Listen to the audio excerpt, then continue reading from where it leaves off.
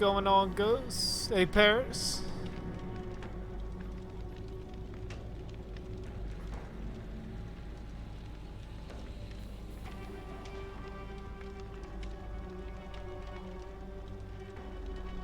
You know where to send the pictures once you get them, Paris.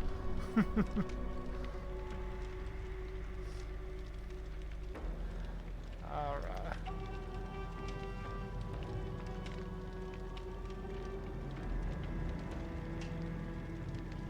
There we go.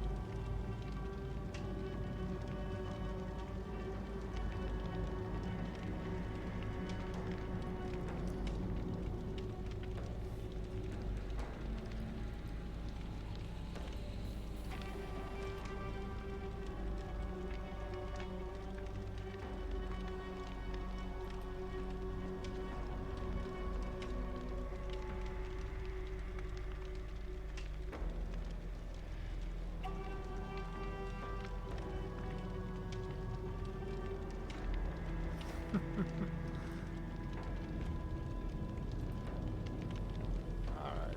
Looks like still having some CPU issues with, I don't know if it's Steam or what. I'm just gonna get on the Xbox version.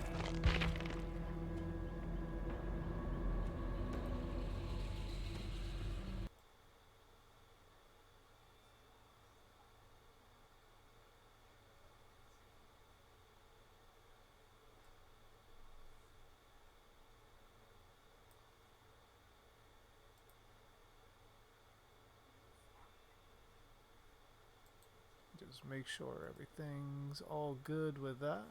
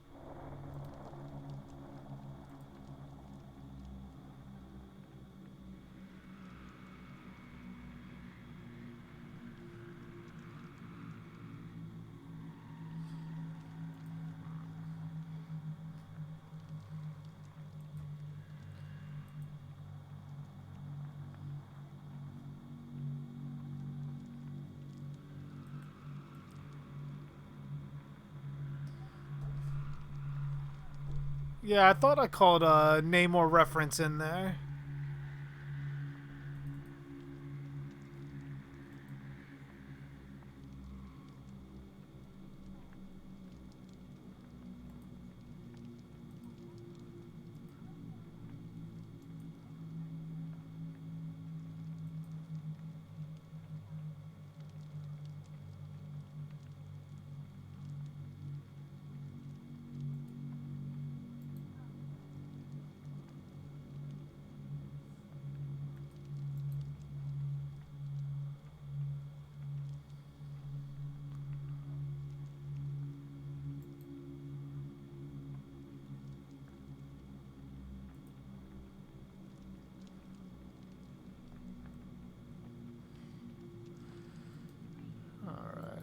So what the hell is going on here?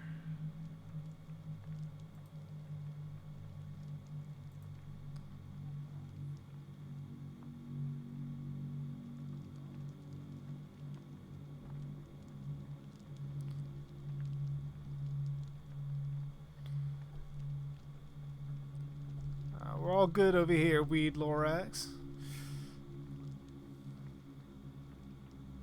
Headache for 2 days straight? That's rough.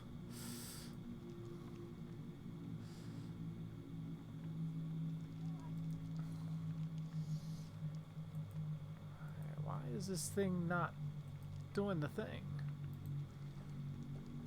Alright, let me remove that. Try to get another game capture in there.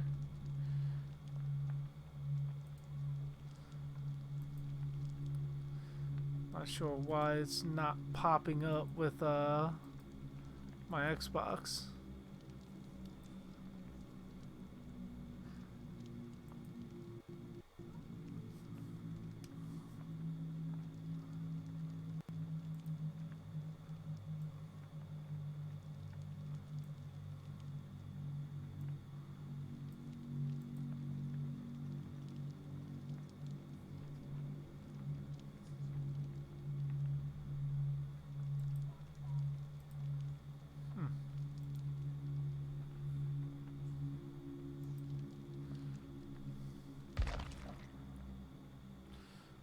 Alright, so seemingly doesn't seem to be wanting to work either.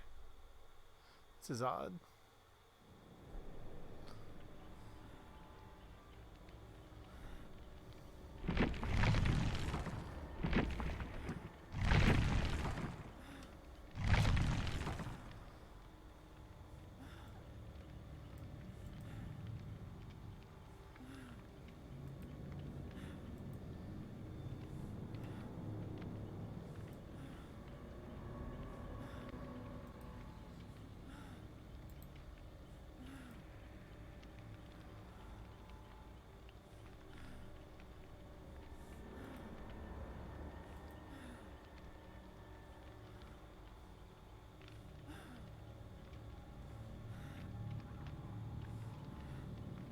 Hold on one moment. Trying to get this thing up and moving, but it doesn't seem to be wanting to do so. Doesn't seem to be playing nice with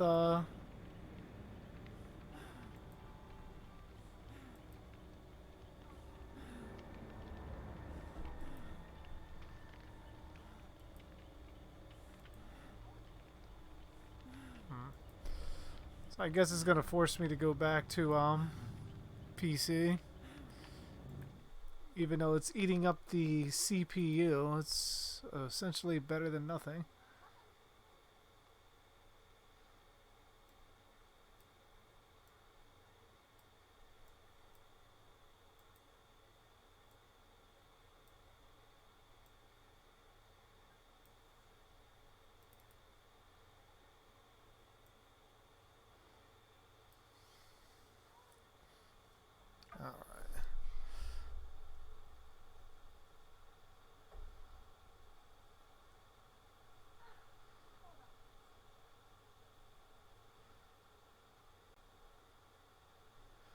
I think the mountain would be way too big to play Jason.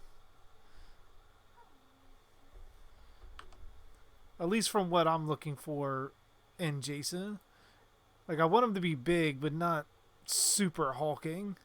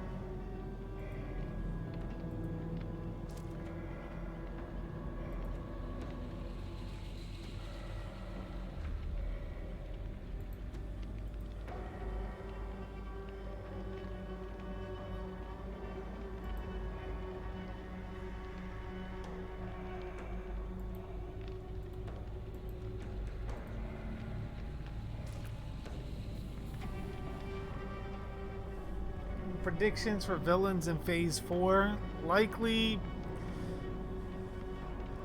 I would think at some point they're going to bring in Dr. Octopus, Galactus, and I would kind of want to say someone from the X-Men world just to sort of throw like mutants in there, but I doubt they do that quite yet.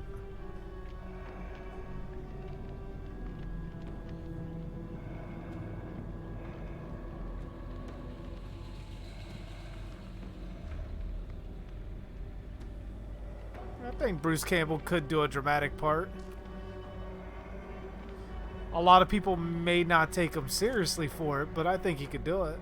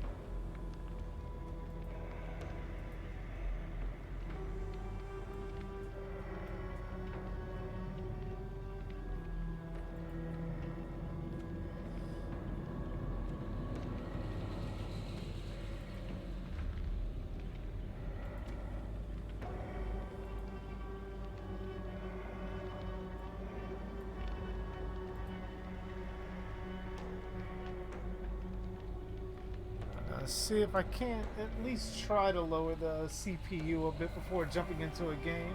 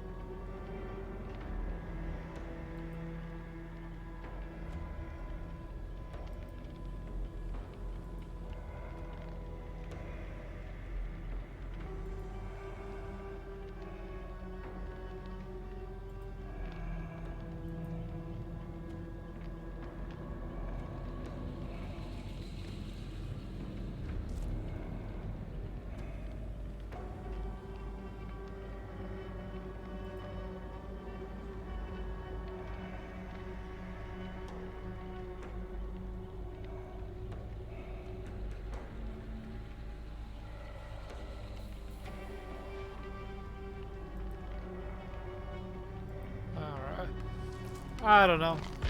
Let's get into it.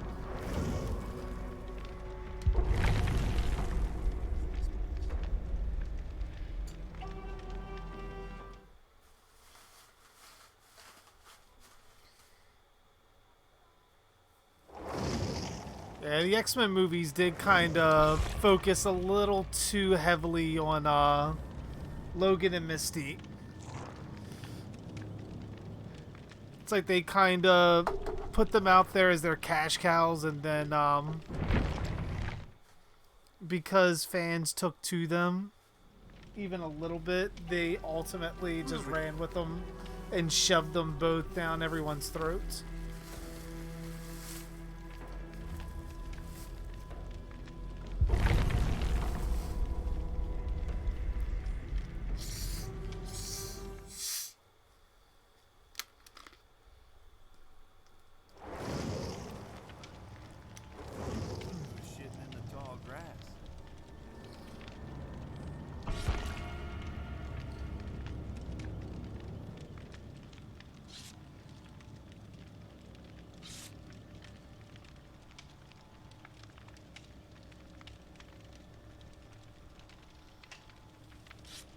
Oh, I love Logan too.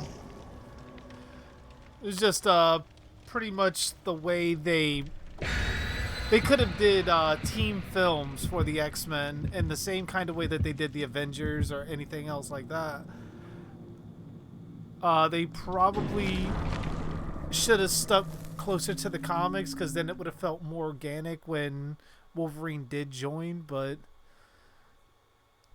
when Fox was first doing those movies, they just wanted to dive right into it, and it kind of cost them storytelling wise.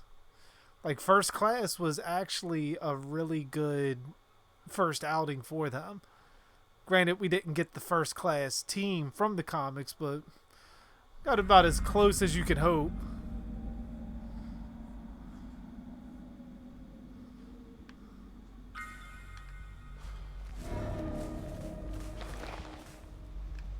Oh.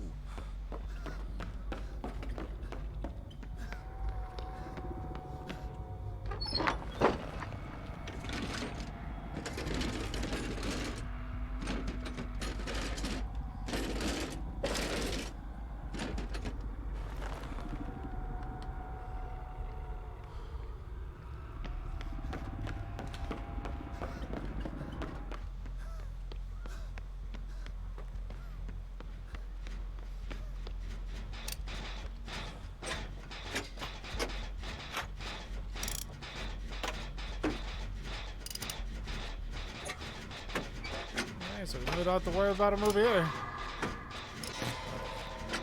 Hex Ruin. That's probably why they ran off.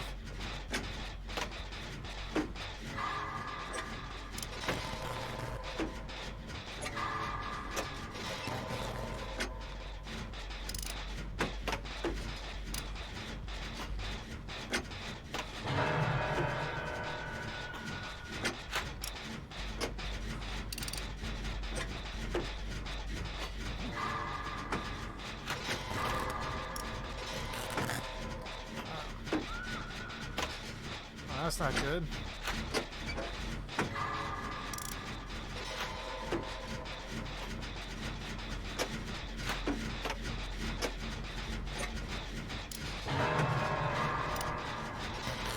These skill checks are murdering this generator.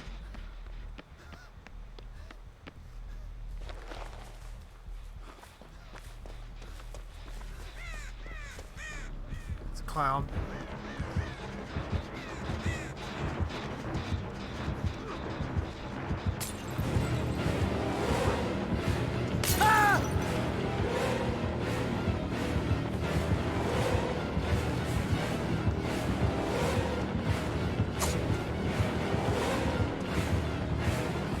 Come on.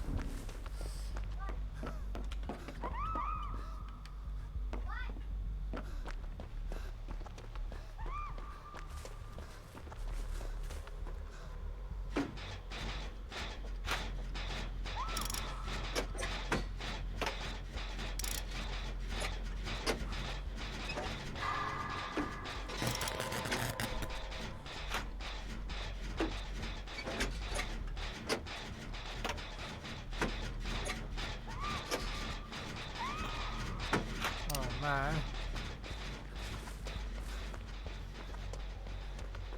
It's just like pretty much running through us.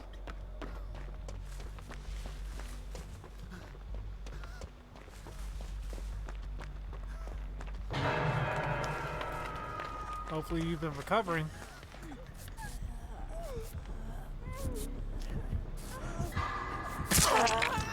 Well, you did that one to yourself.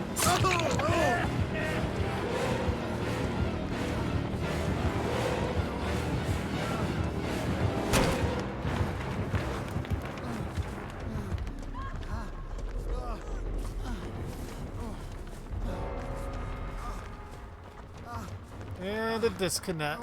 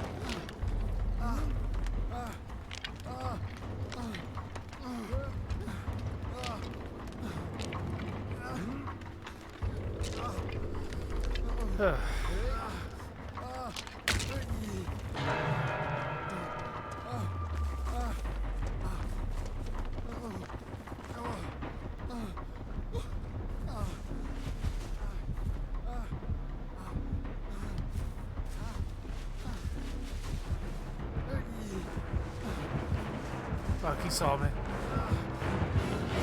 Ah, I thought I was gonna be able to make it.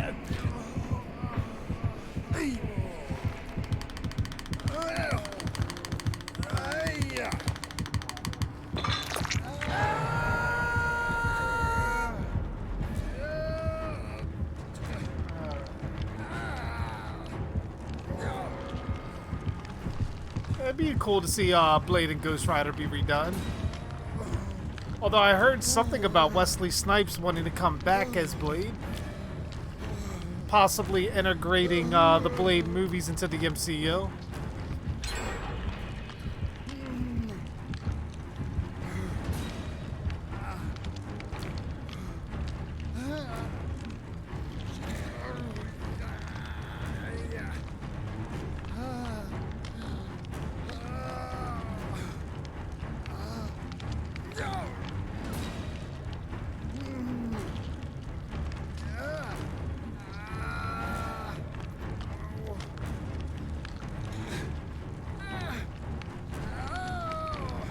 I don't know, John Berthal is the Punisher. That, to me, he captured exactly what the Punisher really was. Oh, come on!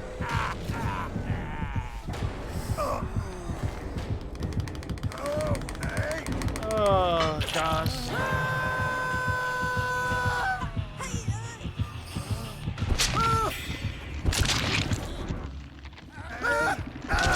Just kill him.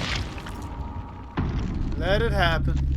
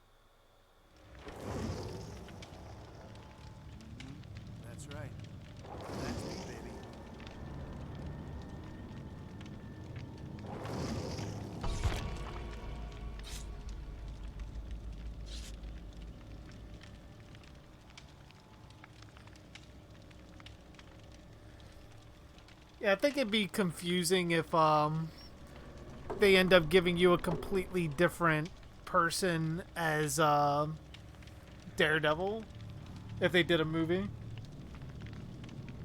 That or the Punisher. I feel like all of them need to be still in that world, especially since they sort of already established and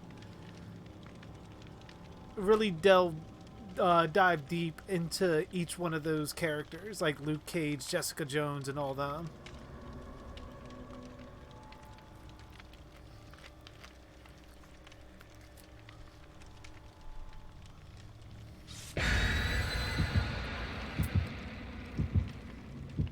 But hopefully they, at some point, get the TV shows back.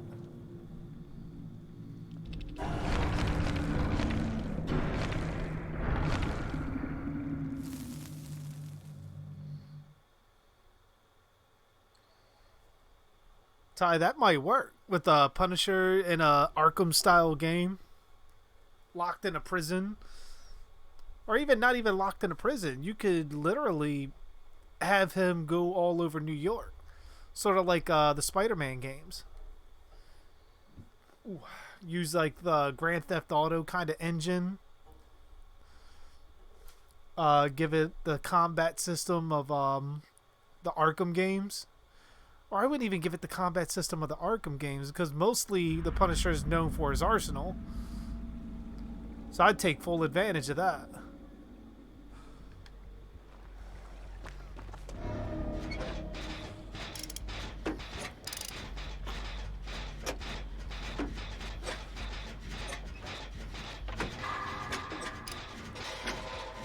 Oh, no hex rolling.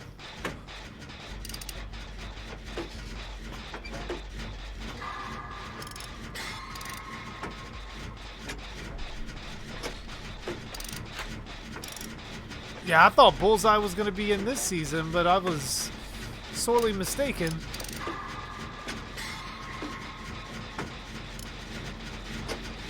I still think there's so much they can do with the TV shows. Even Iron Fist. I want Iron Fist back too. Like, I might be in the minority, but I loved Iron Fist.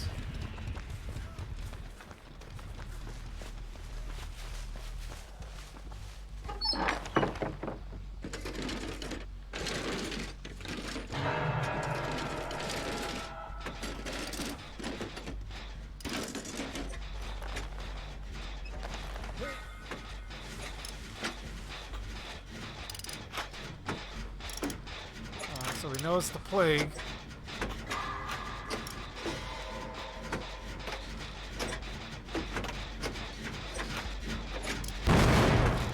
Oh. Thank you for that, David. I'm gonna carry my ass over here. Go on to try to make the rescue.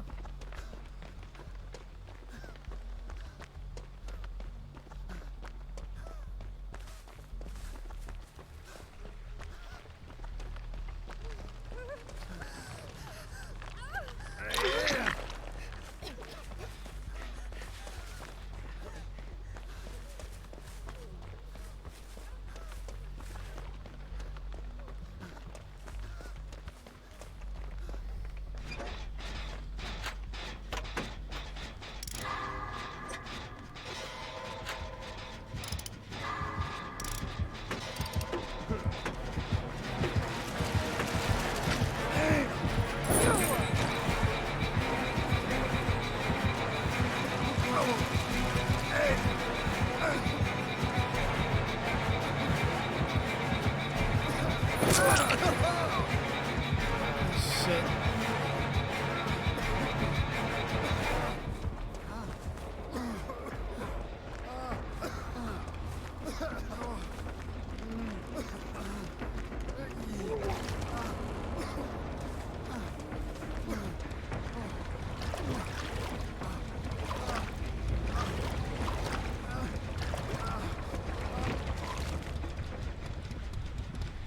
Yeah, I think the Jigsaw thing, that got me too, where I did not like that Jigsaw only had like a couple of cuts on his face For someone as vain as he was, he should have been mangled.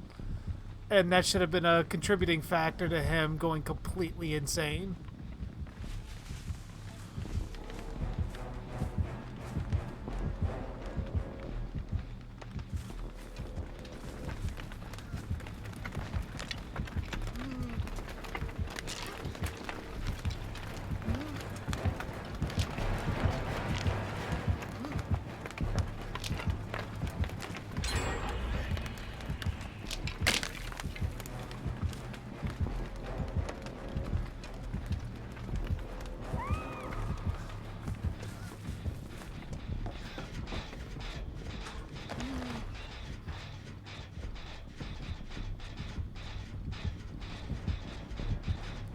Yeah, the way, like, his face got grinded in the mirror, I was really expecting, like, Jigsaw to really be, like, fucked up.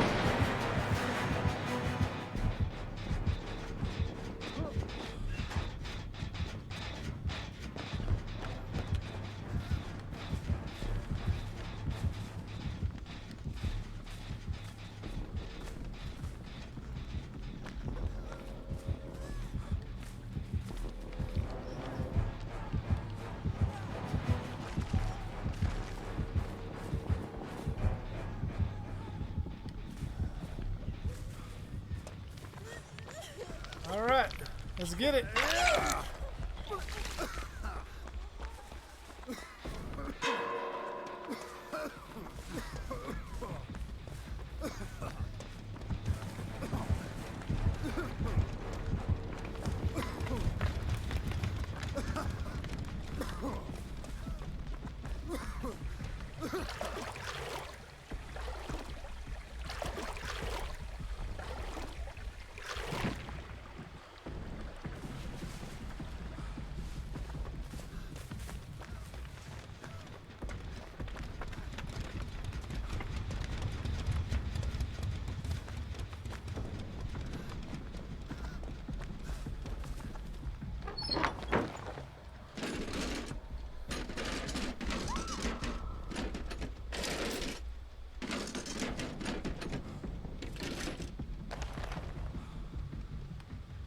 I don't need that.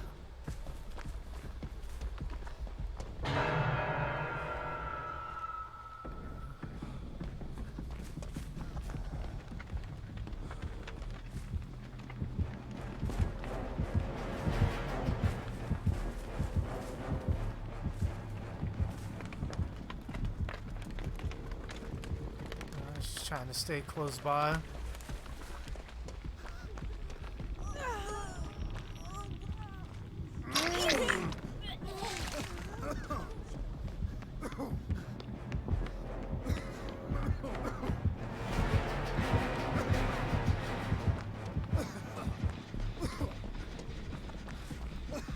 I'm really surprised she didn't see me on that one.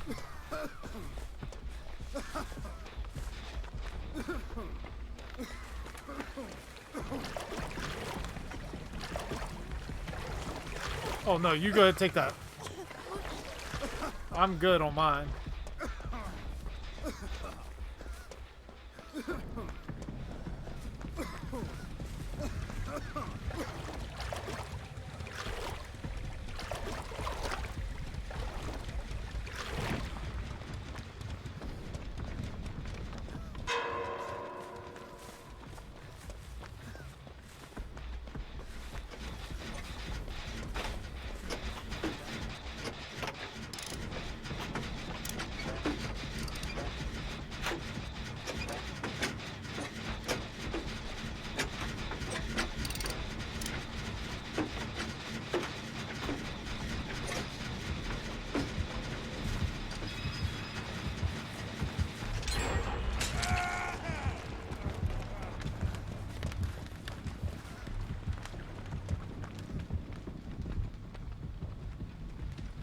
Damn, she got both of them with that shit.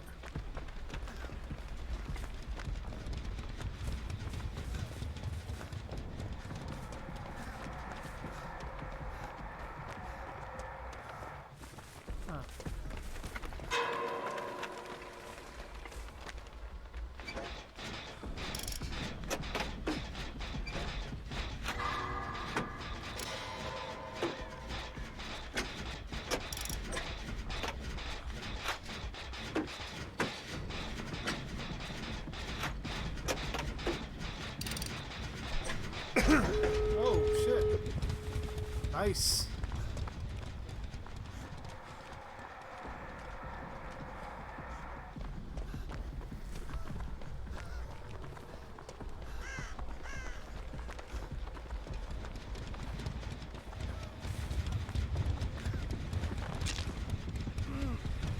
Might actually get our first escape of the day.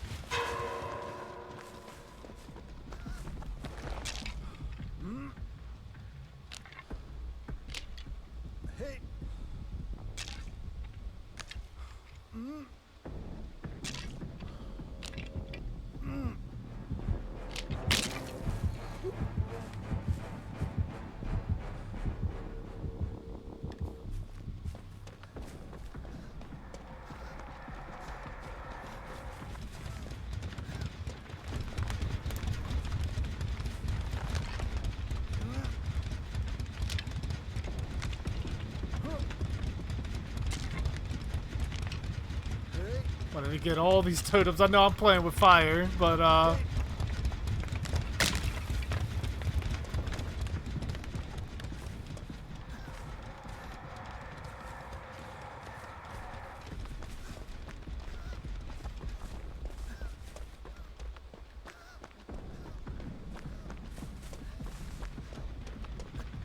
would love to have found the hatch.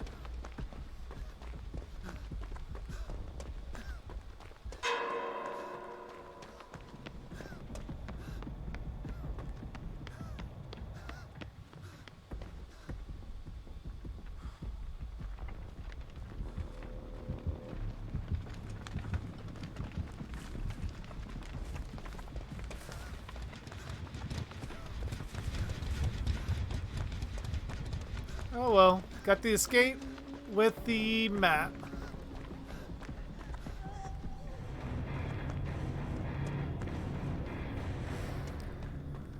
Not a bad game. Definitely able to get the points up there.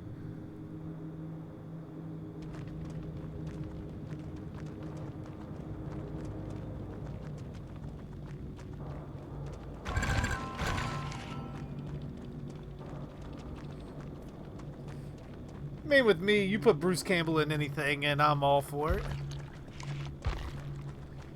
Will they introduce the Silver Surfer in the MCU? Yeah, definitely. Because I have a feeling that the Silver Surfer is going to be pretty much its own franchise. Considering the movies that they're not going to be doing with Captain America, Iron Man, and so forth. And then if the Spider-Man, Marvel, and Sony contract, like, that doesn't work out, because I think Tom Holland has, I believe, 1 or 2 more appearances, but Marvel only has Spider-Man for like 1 movie. Yeah, it has to be 2 more appearances or something like that, because I think Marvel only has Tom Holland for 1 more appearance. So after that's done, then Spider-Man's license reverts back to Sony. And Tom Holland is under contract, so they can try to trick casual moviegoers into thinking that that Spider-Man is still part of the MCU. But I have no doubt that they're going to be trying to do whatever they can to introduce the Fantastic Four and mutants within either this phase or the next.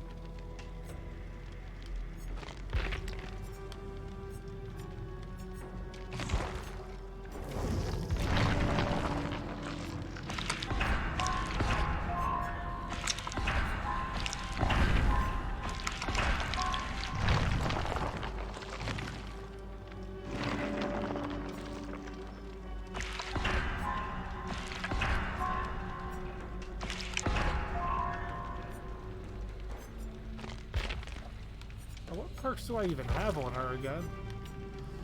I got self-care. something like that, I'll probably put Metal of Man on.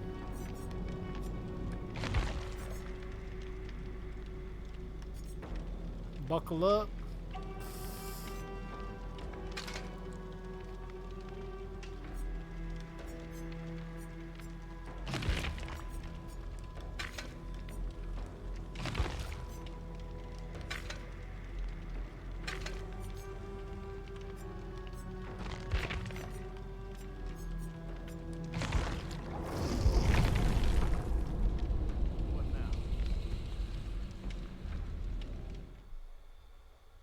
Oh, how would I introduce the Silver Surfer in the MCU? What now? Ultimately, I would probably introduce him in Guardians of the Galaxy 3.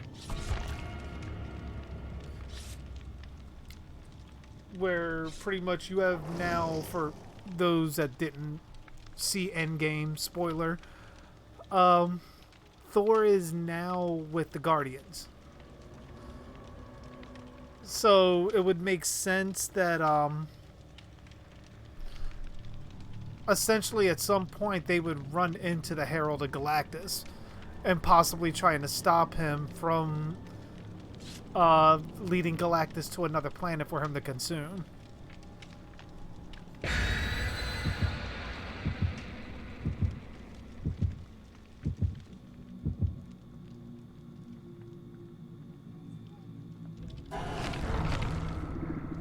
Yeah, if we're going by best looking, I'd have to agree with you, Ty. Dolph Lundgren's Punisher was very beastly.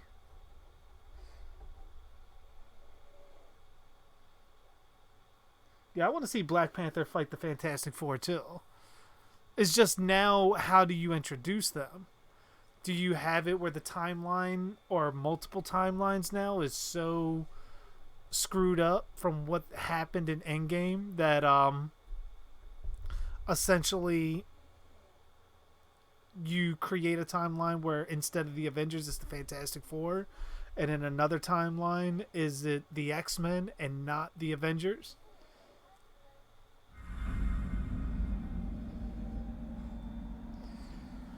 Yeah, I'm wondering who's going to be casted as Wolverine too, because I don't think Hugh Jackman's coming back for the role. Everything I've heard has been he's not doing it. Although he's wanted to be on screen with the Avengers. But I don't know how likely that is now. Because, I mean, even if you bring him back...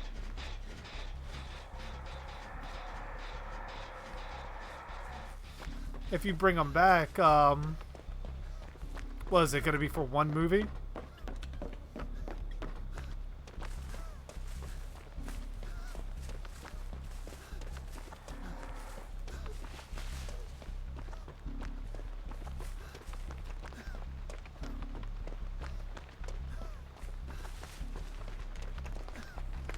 That's not it.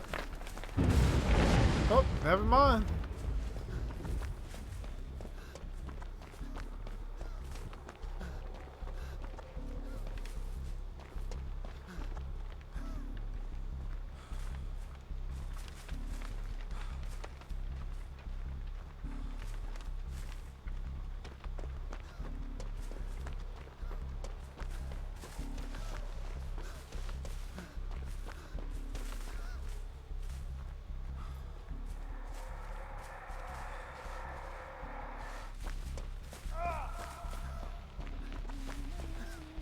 Oh, it's a Huntress.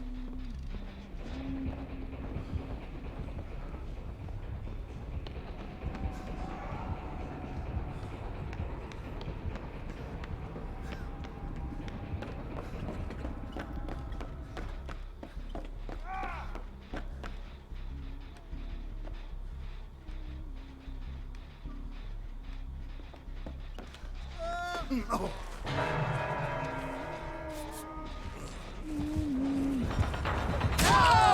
I'll take the hit.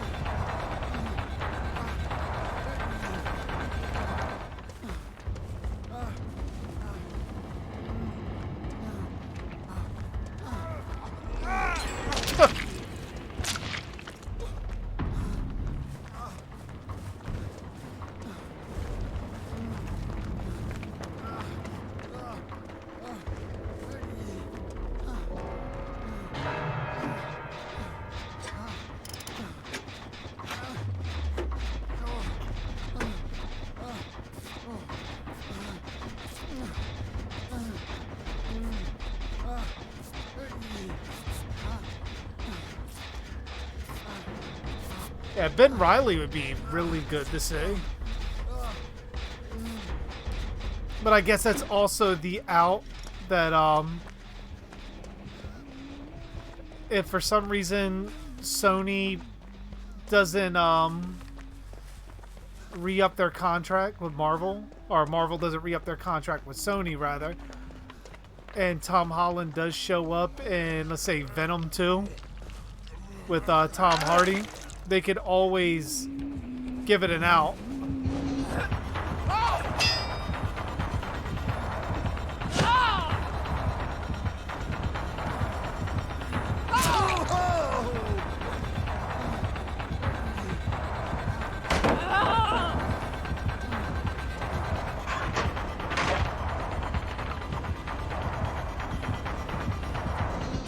Ah, guess I made too much noise on that one.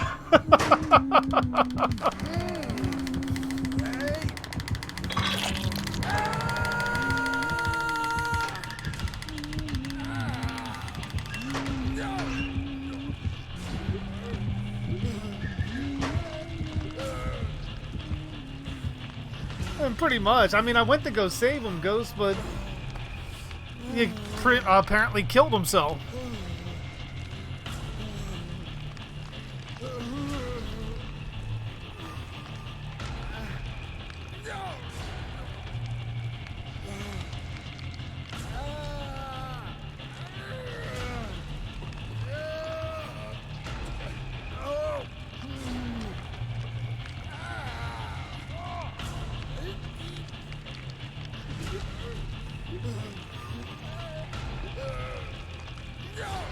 Like, to be honest, in Thomas Jane Punisher sequel, who would I want to play Jigsaw? I mean, since we got, what,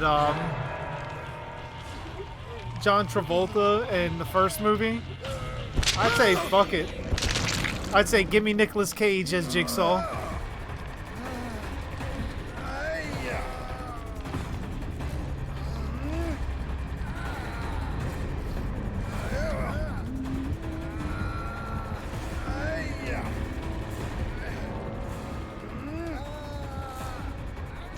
Might as well die. Give him the hat.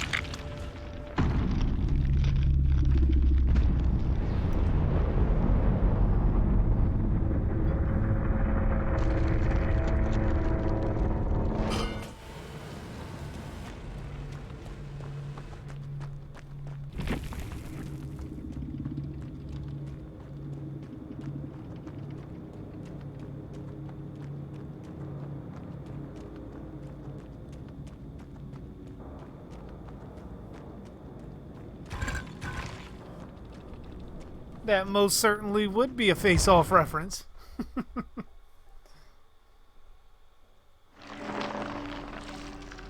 But I mean, seriously though, would Nicolas Cage not pull off that role?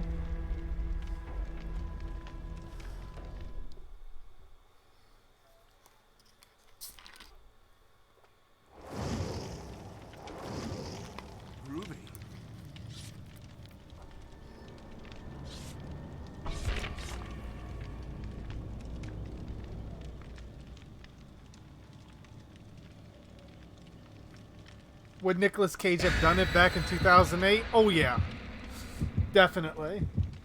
There was a point in time where Nicolas Cage might have been, as they said, selective with his roles. But I think once the mid-2000s hit about, he was taking every role he could get.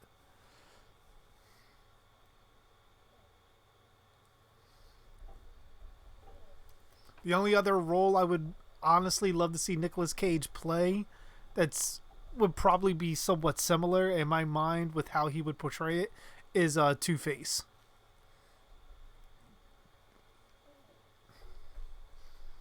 Having him going calm to erratic the way he does. Like, I think he would have been perfect for that character.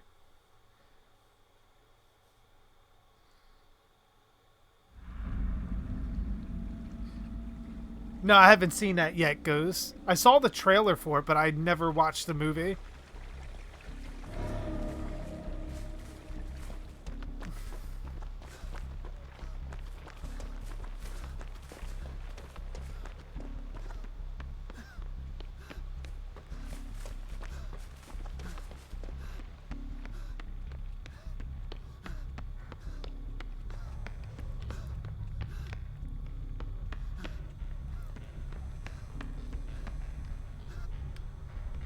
the hell's the dungeon?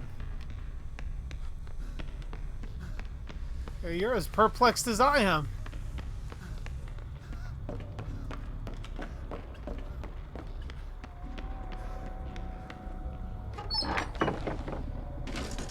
Oh, it's on Hulu. Oh shit, I'm gonna have to check that out.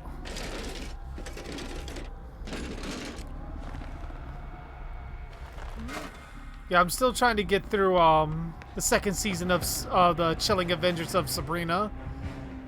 We did finish Black Summer.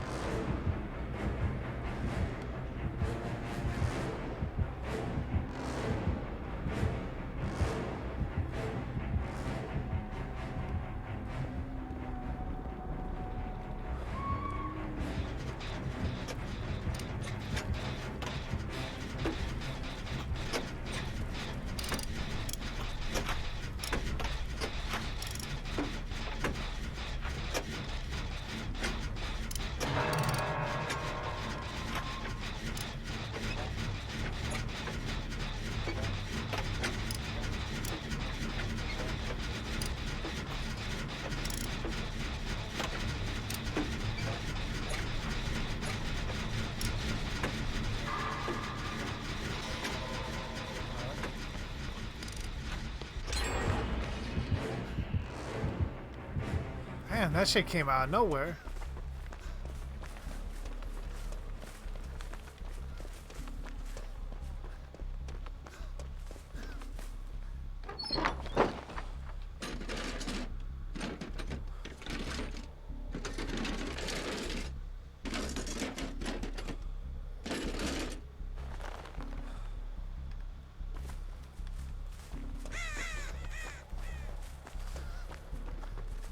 Which I've had Mandy for a while and I still have yet to watch it.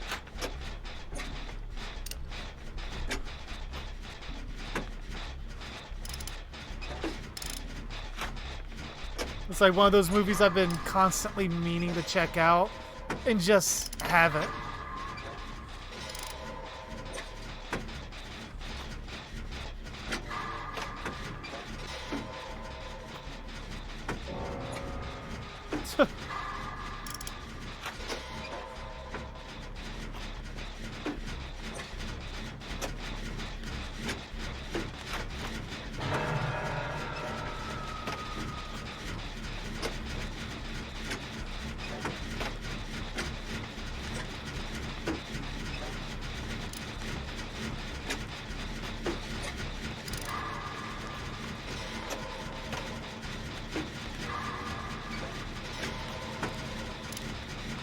Commit, commit, commit, commit!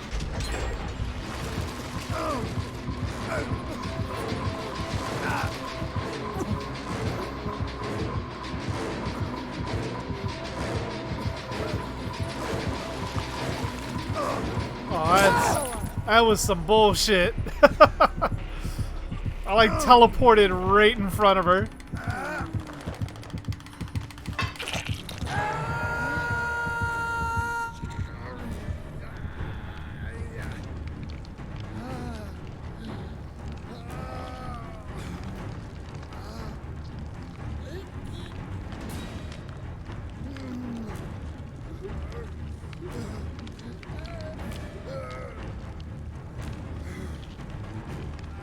Which that was something I thought of before, Ty, when I saw the Ash promo.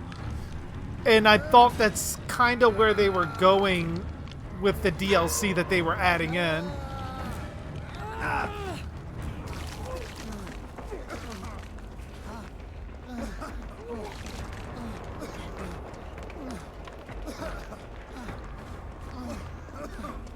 But I'm not exactly surprised they went with Ash vs. Evil Dead, since that was the latest iteration of the character.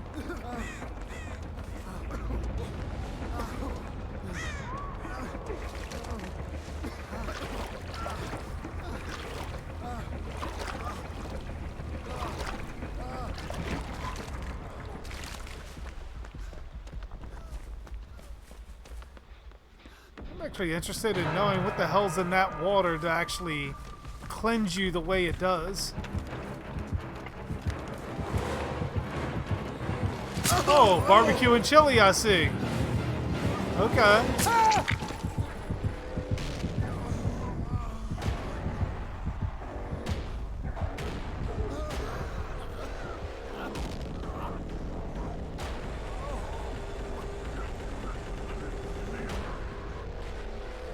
It's actually kind of nasty knowing that she has barbecue and chili in the way she throws up.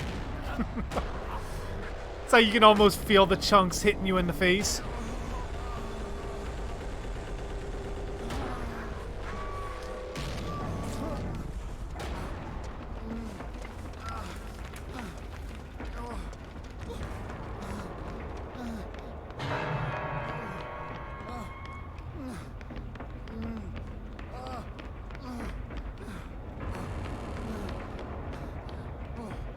I swear I heard a generator over here.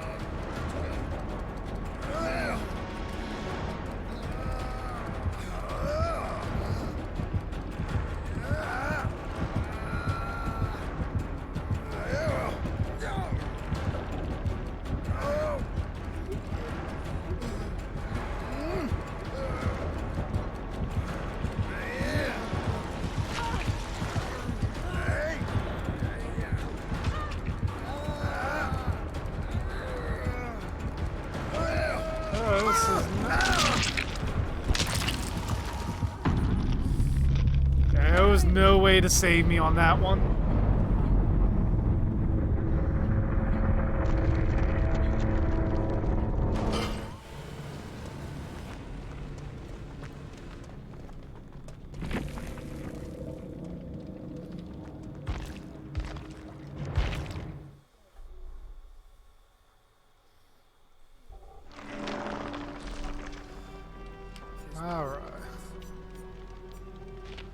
Because I have a sneaky feeling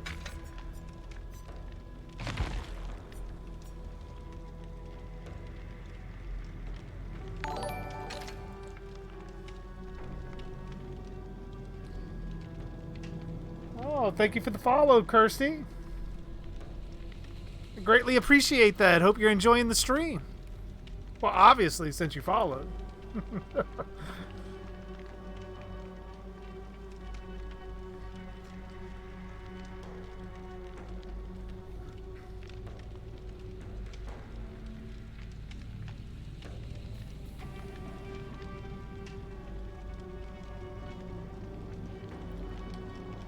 See what else I can get on here.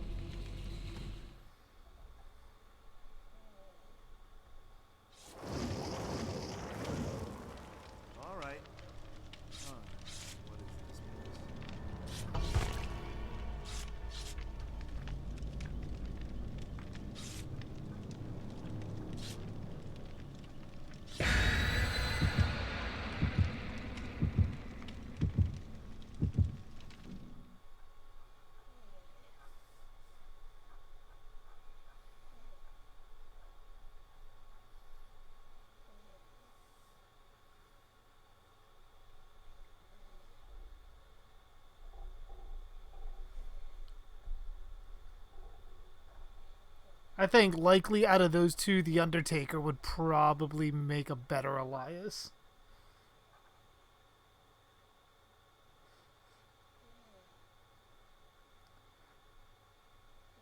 I mean, because I don't know the exact deal that Marvel and Sony worked out. So I don't know what villains and heroes they can use.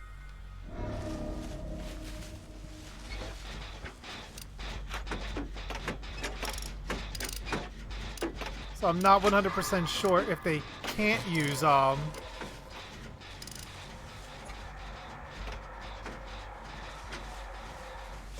if they can't use Kraven.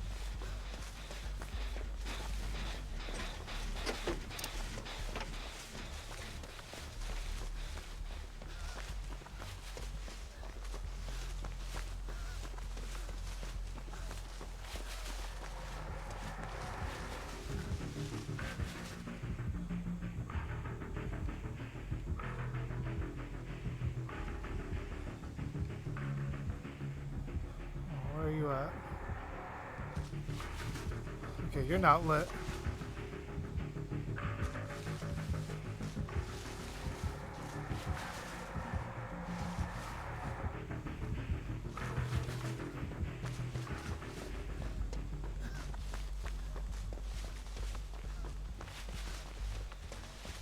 You're not lit.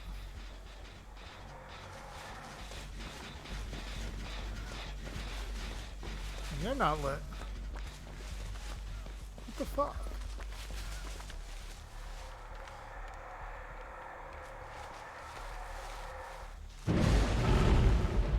Oh, never mind.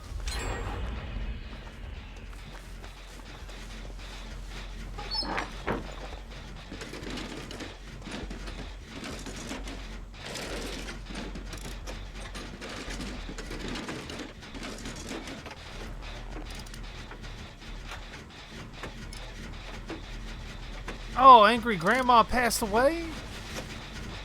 I didn't know that. Oh, shit. Like, I love that channel. And I was wondering, like, I haven't seen anything from them in a while. Oh, that's sad.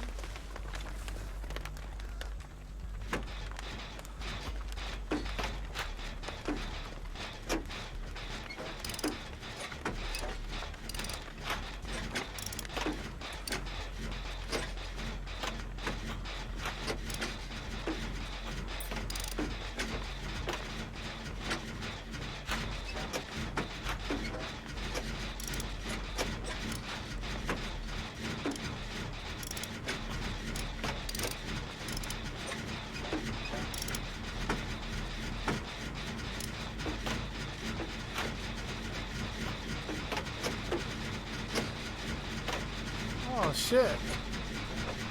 Yeah, like, I saw a video, like, maybe a couple weeks back. I didn't know that she actually passed away, though. I didn't watch any of their,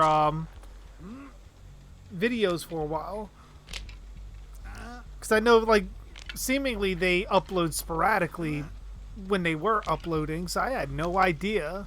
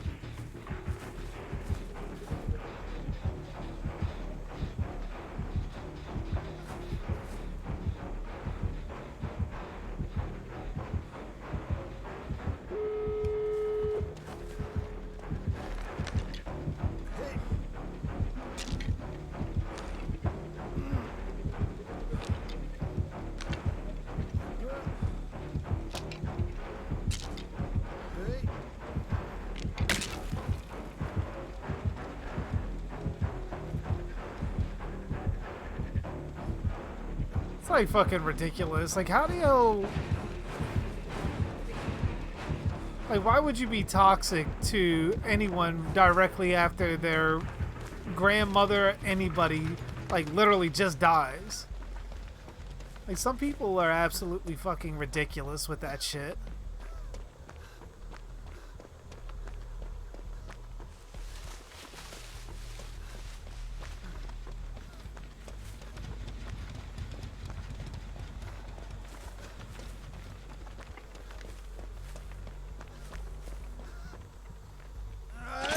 Like, those are the kind of toxic people that need to be castrated with sandpaper, in my opinion.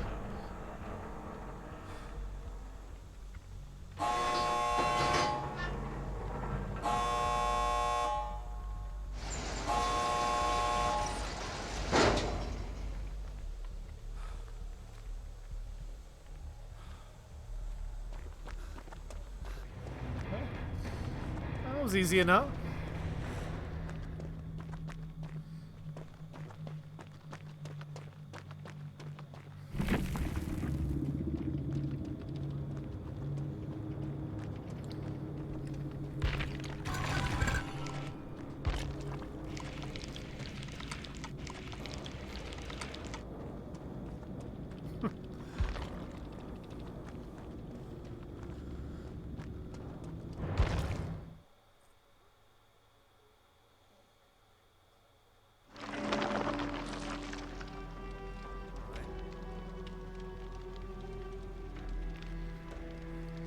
I'm guessing you're asking, Ty, if I would want to see that as well? Personally, body type wise, I would want to see someone get back to the form that Jason kind of had in part 3. Like, standing tall, but I don't want him to be, like, Incredible Hulk, like, kind of big.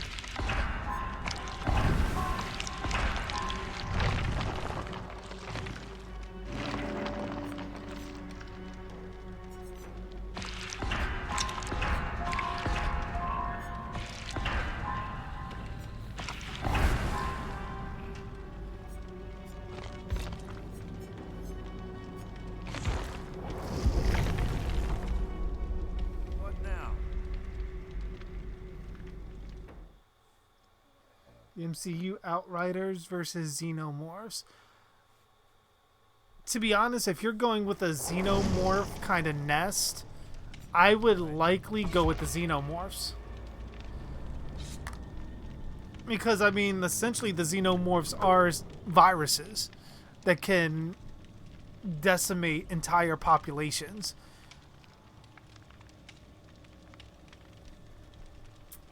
I mean, sure, you can kill like a good portion of them, but at the cost to yourself, considering how concentrated that acid really is.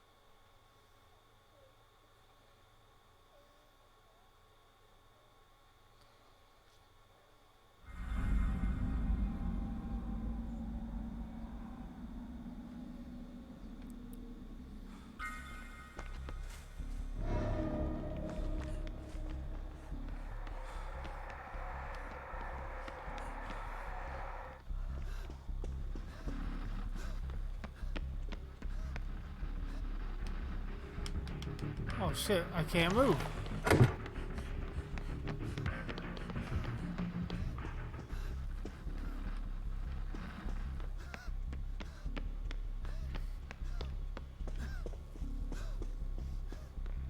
What the fuck was that?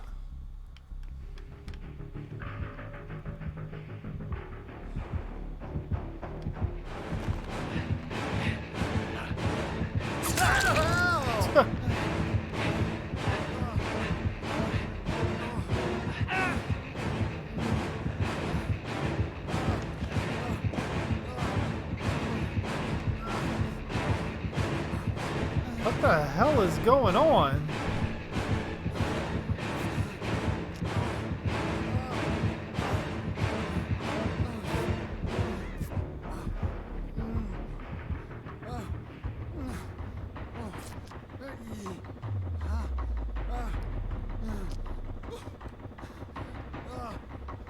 Holy shit, the lag in this game.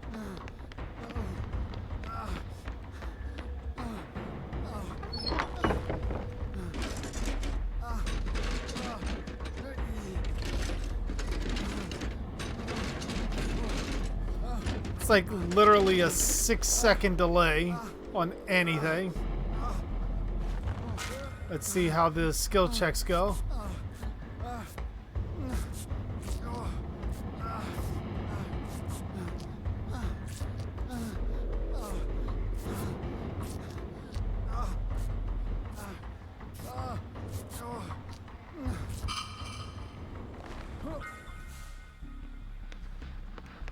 Alright, looks like it's kinda okay now.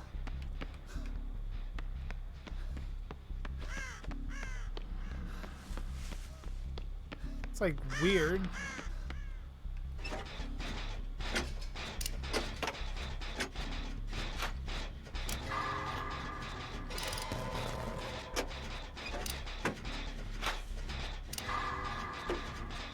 Okay, I thought it was like Angry Grandma you guys were talking about.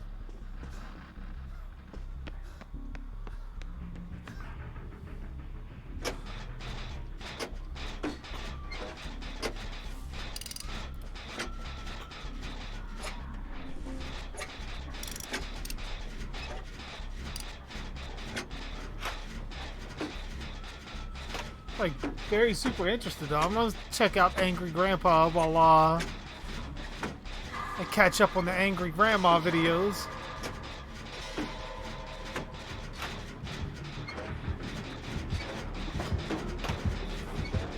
Hey, come on and help.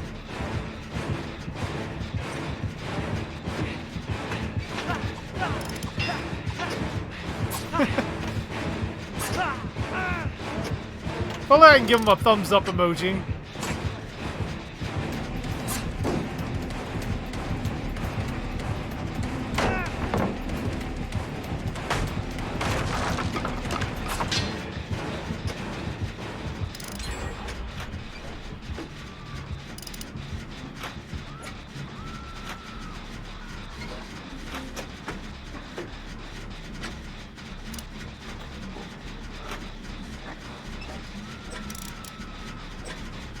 I mean, Jason being that, like, tall kind of presence,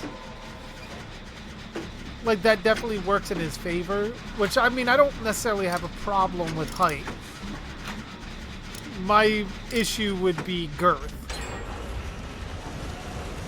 Like, making him super, like, muscular. Like, that I would not want. I mean, we get that Jason's strong. But from an aesthetic kind of point of view, I would much rather him, if anything, kind of mimic what he looked like in Part 3. She was kind of a hulking figure on that, but the clothes kind of covered a good portion of it up. Like it was a subtle kind of bigness to him.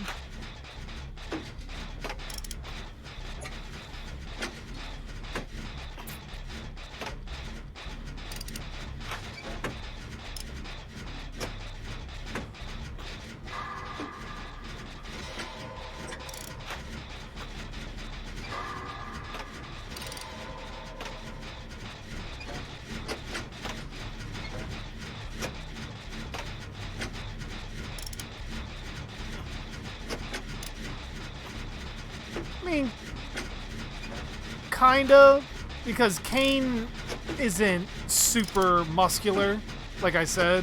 I mean, his arms are fucking huge, but I could kind of see him playing like a living version of Jason from parts 2 to 4.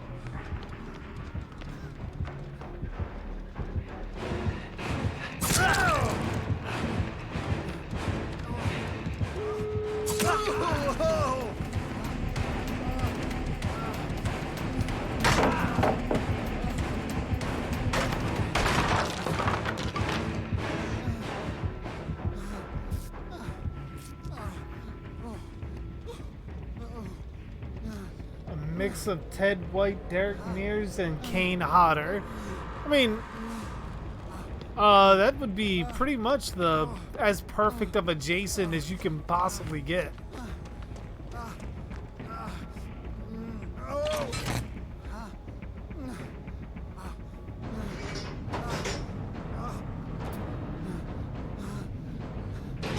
Bring back Tom Savini to do the makeup, and I'm sold.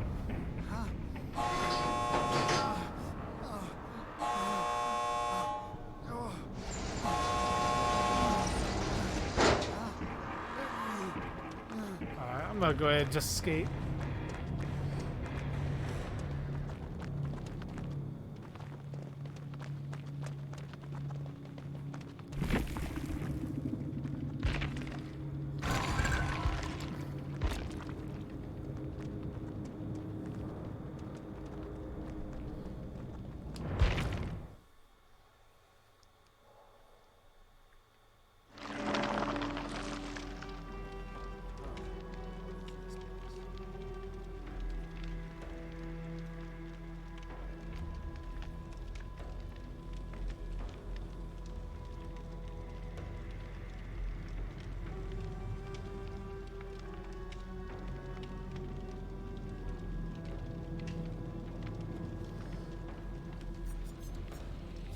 I mean, I was thinking that you could probably go with Kane Hodder as Elias at some point. But then again, I feel like that's also a little too on the nose with Hatchet.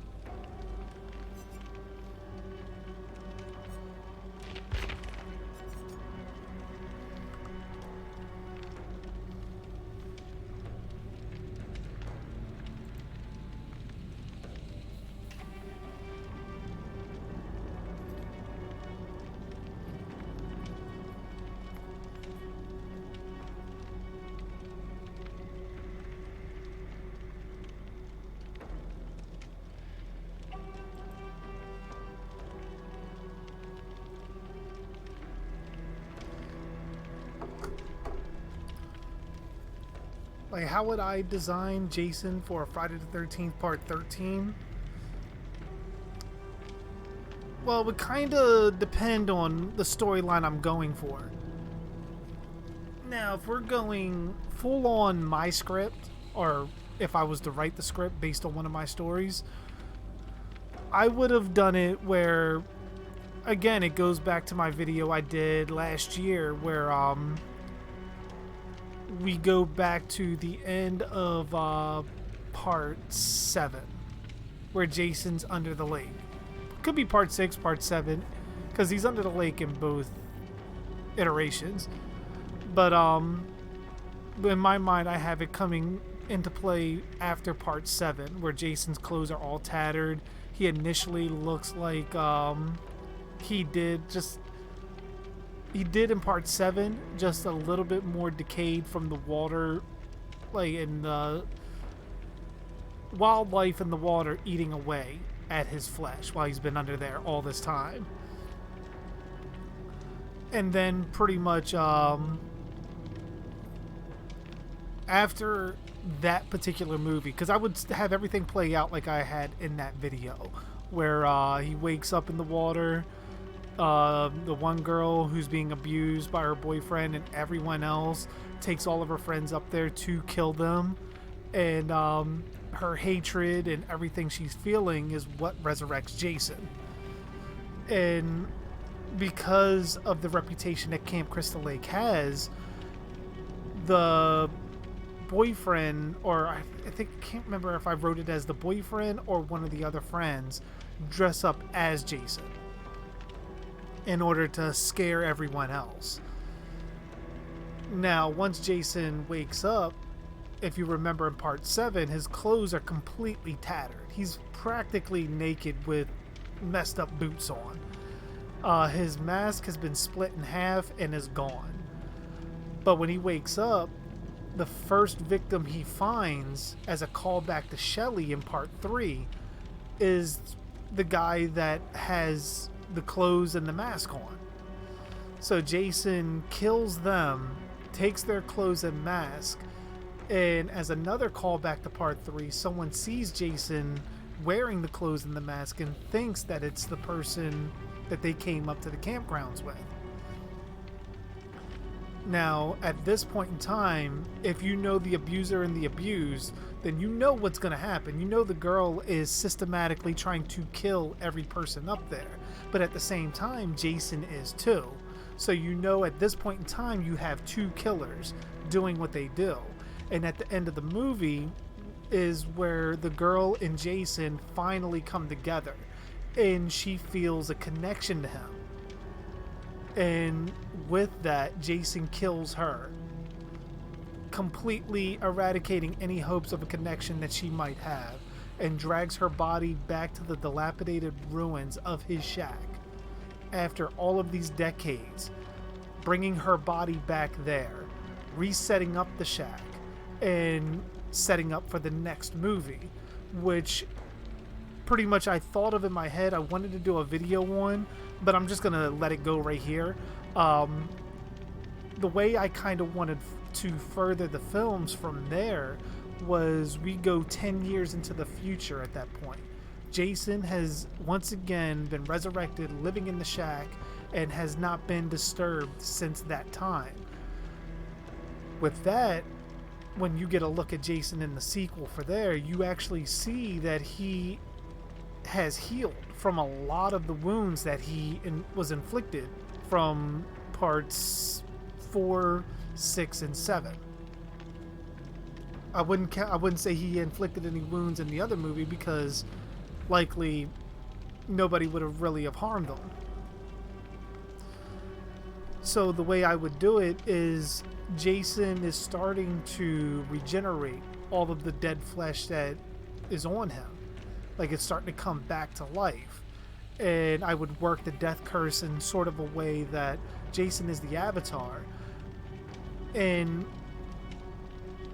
even though his body was getting burnt out from all the damage that was inflicted on him, if left alone, he heals like everyone else. Like the death curse was just there to keep him alive, But if damaged too much, then it may have to retire that body and move on to the next vessel. But there was something special about Jason that allowed him even to push past those limits. And when he starts to heal, it's not like Deadpool or Wolverine type healing. I don't want that kind of healing. I want it to be where he's regenerating everything to mirror what he looked like in part 3. So by the time we get to the sequel to that, Jason would look like a somewhat undead version of part 3. He would have more color in his skin, obviously looking more alive than he did in part 6, 7. And the whole goal with that, keeping everyone away, he's doing his job. So the Death Curse is rewarding him by... oh shit.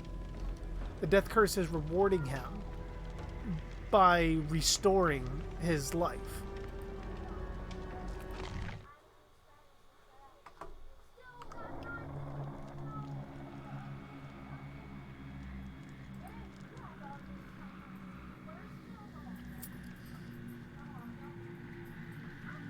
Now, the story from there will possibly go where you can, because the way I would do it is a 3-movie arc to actually kill Jason.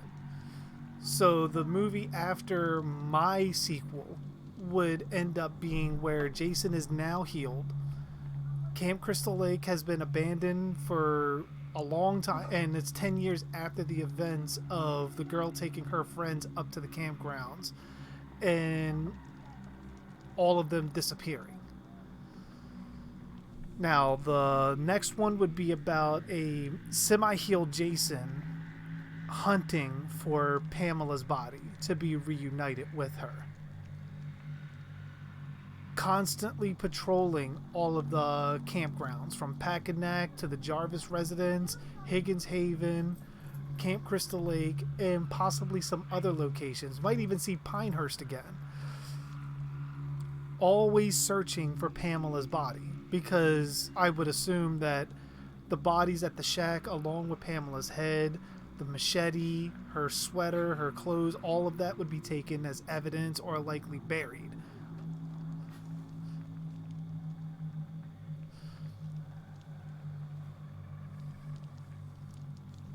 So pretty much I would have Jason where he's searching for that on a constant basis.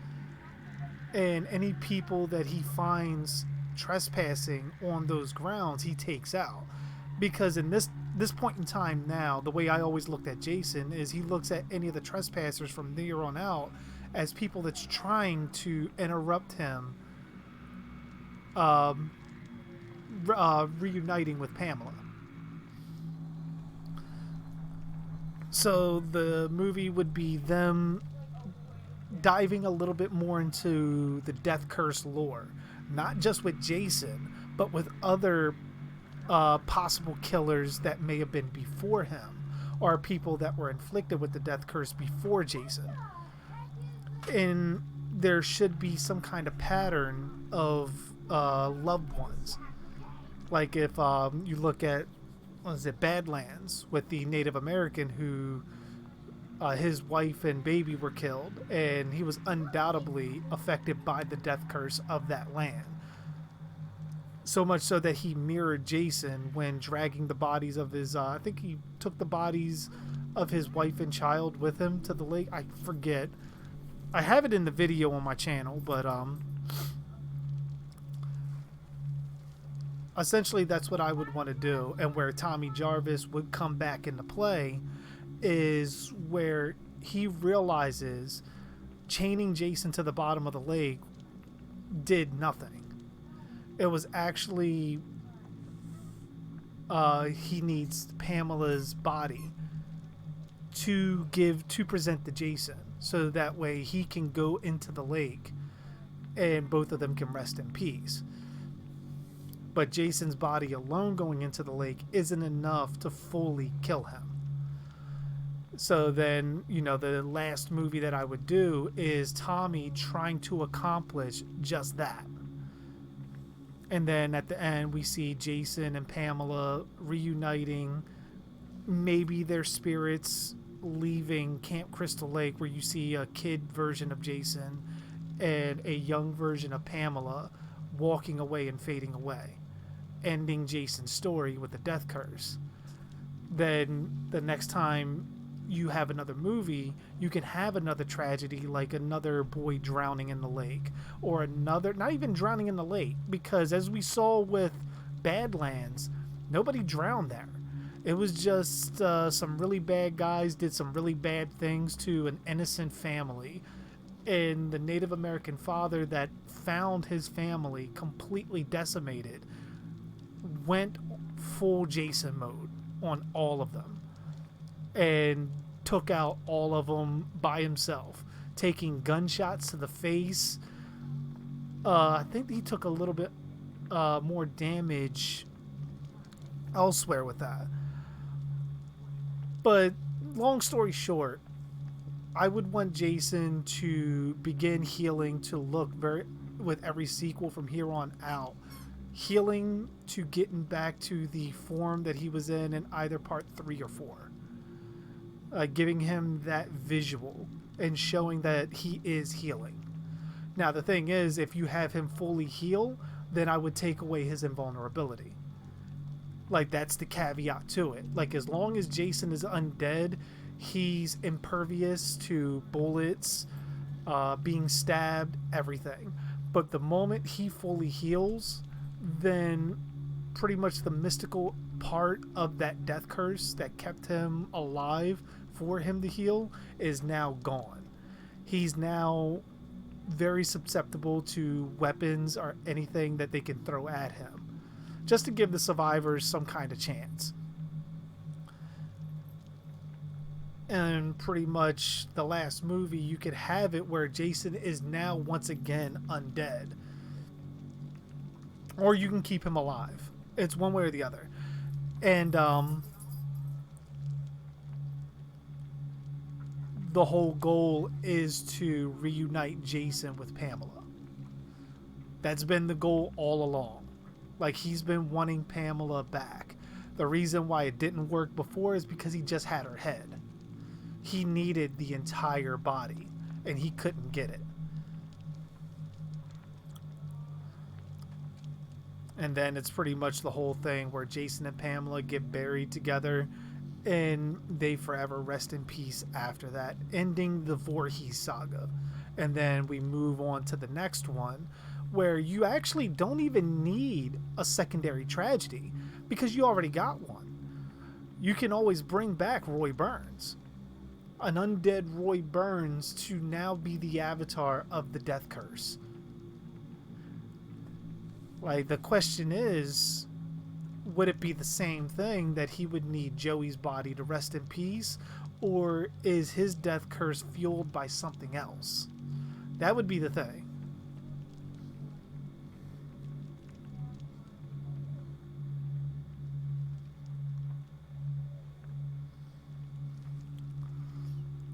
But I mean, with stuff like that, I tend to ramble on. So like, I know a lot of that may sound out there and ridiculous, but it's kind of what I would want to see for a Friday the 13th movie. I don't want to see Jason aimlessly just stacking bodies on bodies on bodies. They try one thing, they try another to kill him, they try something else to kill him. Eventually it's going to make the character stale, and it's going to be very much how I look at Paranormal Activity. Paranormal Activity is, in my mind, a pretty decent series, but I lose interest because there's nothing that the characters can do against the ghosts. So it's like they might try one thing that's obviously not going to work, everyone's going to die, and carry on, rinse and repeat. There's no interest there after you get past the second movie, because you know what to expect every single movie.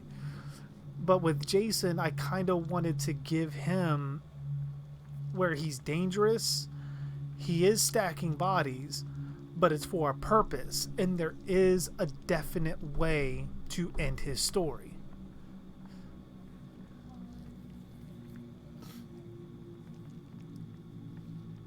Now, for those that might want to bring Jason back, because Jason obviously is a cash cow. Like, everyone knows that. Like, once Friday the 13th's lawsuit is over with, I mean, it's kind of over with now. It's just trying to get the appeal going and all that.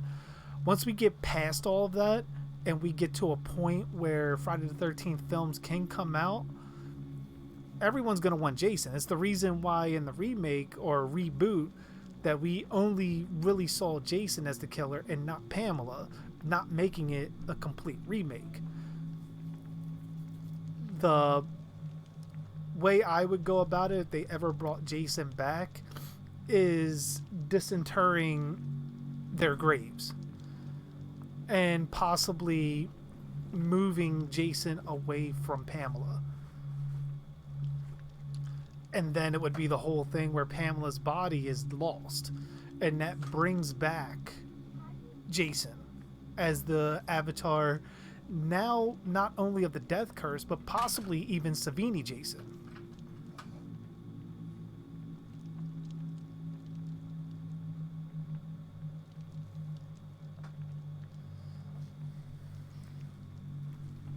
Because you figure Jason would be dead for a while. And then ultimately, Pamela's body is disinterred, lost. They don't know where it is, possibly destroyed. There's no reuniting with Jason. Jason can come back. And because he's been dead for so long, his spirit may even go into hell. And it may be a easy out to create Savini Jason.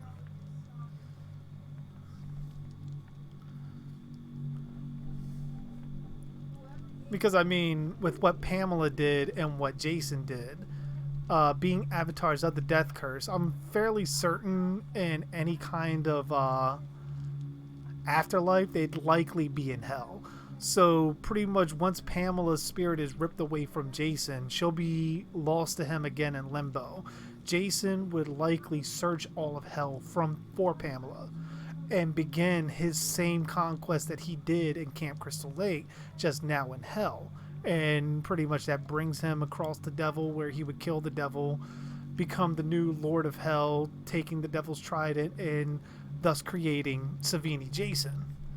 Now, the thing is, once you get Savini Jason on Earth, that becomes an entirely different ball of wax there. Because then who can combat that?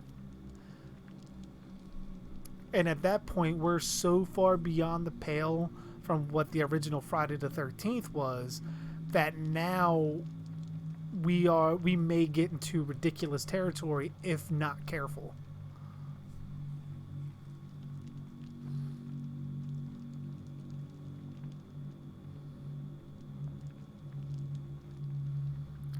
I mean, exactly, Ty. Like, you could have returning characters all come back to find Pamela's body. And I think Tina would be the biggest contributing factor to that, given her abilities.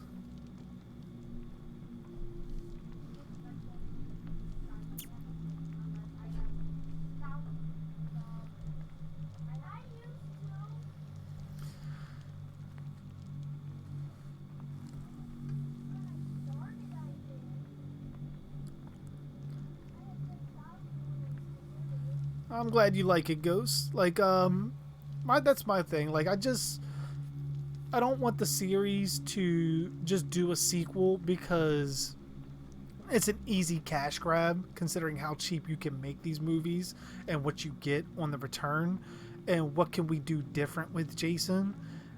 It's never been about what can we do different with Jason. It's a slasher movie. We know what Jason's going to do.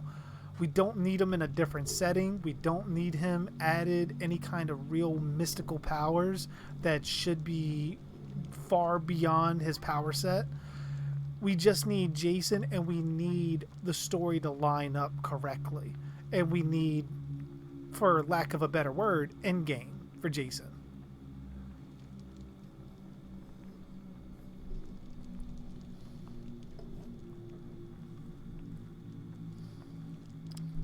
because that's my thing. Like, even with Halloween, the next one they do, I do hope they kill Michael Myers, and I do hope they continue the series after Michael is dead, because I don't think any of these series really need to stay with that one character, because I feel like if that special thing happened to that character, like a Freddy Krueger, like a Jason Voorhees, like a Michael Myers, then it can happen to someone else.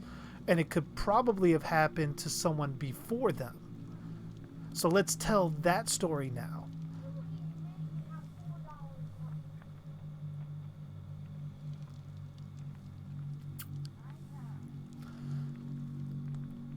Friday the 13th, Part 20, The Lord of Hell. I'd dig it. I'd be all for it. As long as the story is right. Like, my thing would likely be Savini Jason. If I was to make him really the Lord of Hell, I would want to think about it further, but my first inclination is I would never want him to touch the earthly plane. The way I would probably do it is, if you ever seen what the hell is that movie called? It had Monica Keena in it, where she's almost in, like, she's dead. She's in the afterlife, and these monsters are trying to kill her. And basically, if they get you, I think they take your soul or something like that, or they erase your soul. I could see a movie like that with Savini Jason, where it flips back and forth, where in the real world to the afterlife, and you have these characters. Some people go to maybe Camp Crystal Lake, even though it's no longer needed, but just the fact that it's there, fuck it, use it. And they have an accident. Now, after the accident, you don't know that the characters are actually dead, because they're now in the spirit world. Everything looks exactly the same, and they're seeing all of this weird shit, like maybe going from cabin to cabin and seeing some of the past murders that took place depending on the location that they're at. And all the while, they're seeing this black burning figure in the distance watching them, and it's Savini Jason this entire time. And it's the whole thing that now he's become the Lord of Hell. He can literally come after you, kill you, and consume your soul. And then pretty much as we go from a sequel from there, we realize that it was Jason Voorhees. And the reason why he is still pissed off even in the afterlife is that pretty much Pamela's body was once again moved away from his. And while his body is now so decayed that it cannot be brought back, he is now haunting Camp Crystal Lake as the Lord of Hell. And he's consuming as many souls as he needs to gain power to possibly bring himself back.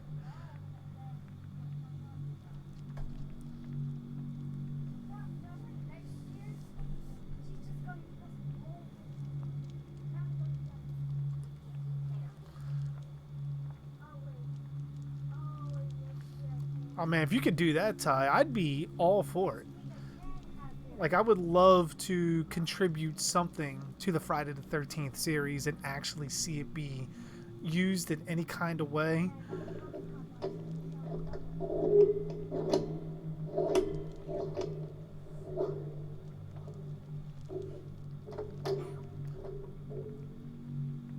Well, that was the... Well, I know you probably...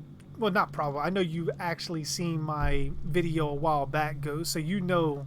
With that story, it takes place in a snowstorm. And, like, that's what traps them at the campgrounds. Like, they can't get away. They get there, they are in one of the cabins, they by the fireplace. There's supposed to be this giant blizzard coming, and they have all the supplies they think they need to wait it out. A bunch of kids in a cabin by themselves, so it sounds like a good time. Except the one girl has the ulterior motive to kill them all, and the blizzard being the best way to do it because it traps all of them there, so none of them can escape her. And likely it would be easy, not easy for her to hide the bodies, but pretty much being at Camp Crystal Lake, you can always feed into the myths that have grown around there.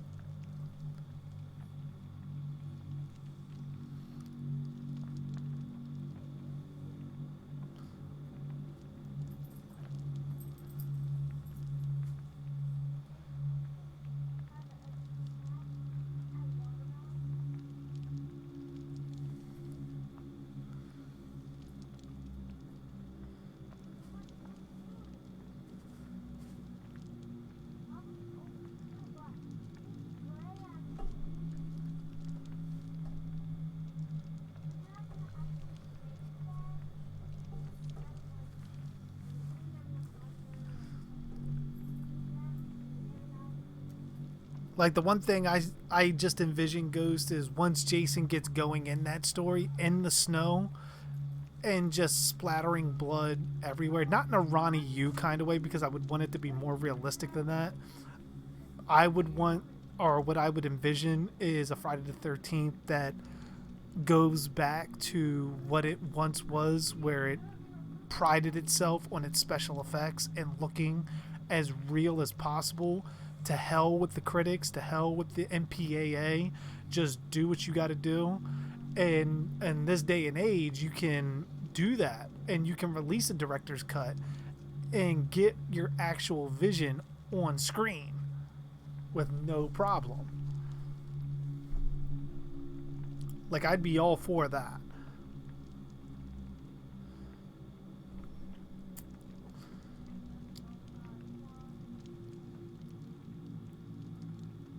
See, that would be another good idea, Ty, because of us never seeing Elias and not knowing who Elias really is. Like, they could always end up incorporating him in any of the sequels at some point. Like, where Pamela thought she killed him for what he was doing to Jason. In actuality, he could still be alive, but using a death curse of his own to sustain himself, giving himself immortality.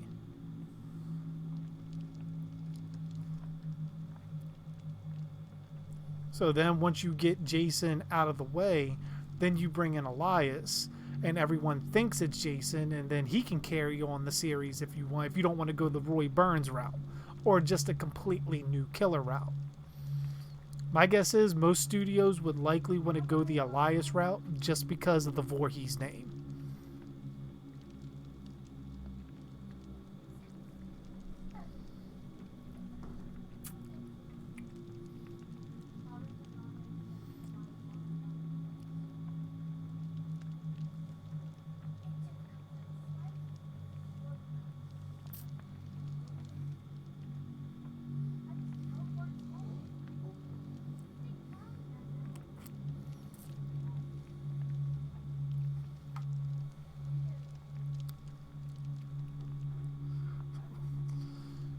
Like, I'm over here just like rambling on and like shouldn't I be playing the game a little bit too? Give you guys some visual cues to go off of. But you know, once you start talking Friday the 13th sequels and how I would do it, I tend to become a rambling fool with that shit.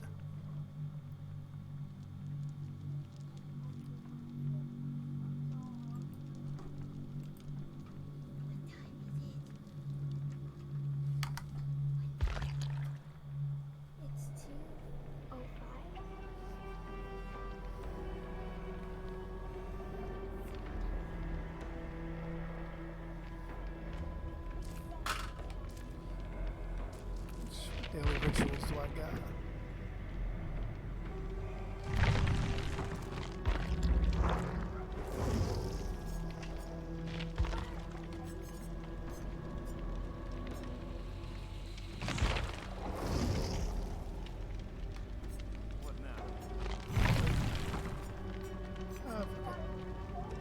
Carry on.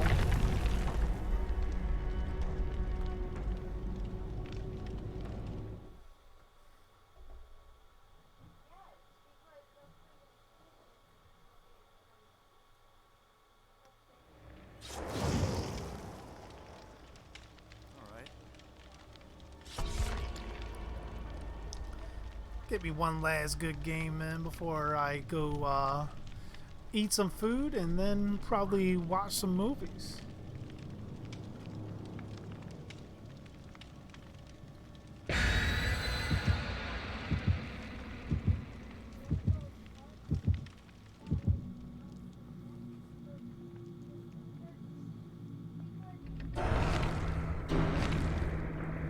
How do I think an undead Jason designed by Tom Savini would look?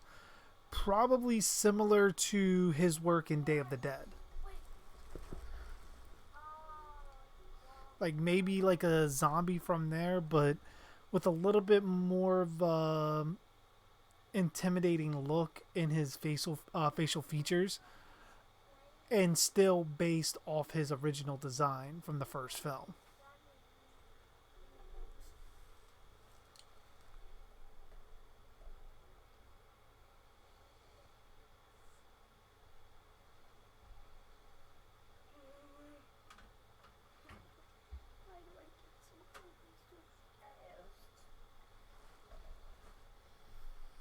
I mean, that iteration of Tommy could work fairly easily. It's just depend on how it's gone about. Because I mean, I wouldn't want to make him like what's the term? The Mary Sue, I think it is. Mary Sue of Friday the 13th, where no matter what he does, he's just automatically great at it.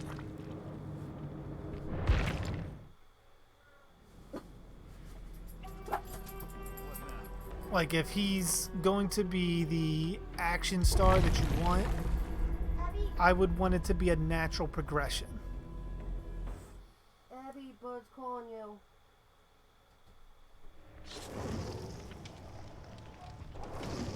What?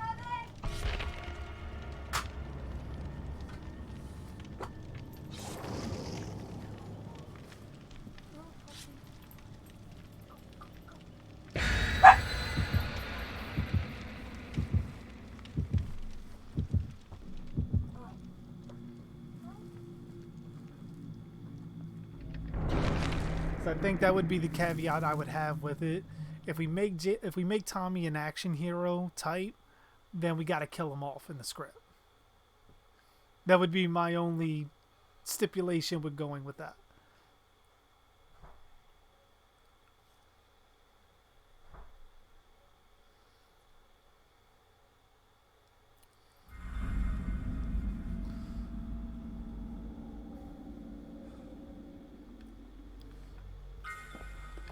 End up being Friday the 13th, George R.R. Martin style.